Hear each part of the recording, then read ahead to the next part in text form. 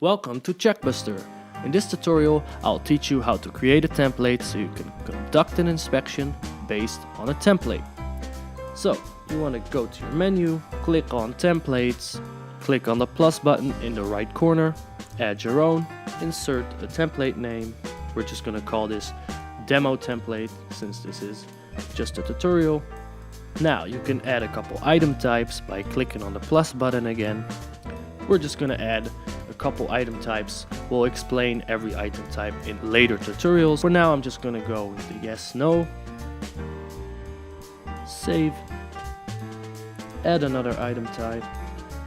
We're just going to add the signature. Save. Now, you activate your template on the right top corner.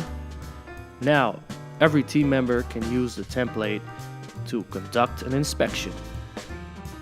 You go to your dashboard, add a new inspection, click on the template that you just made, add an inspection name,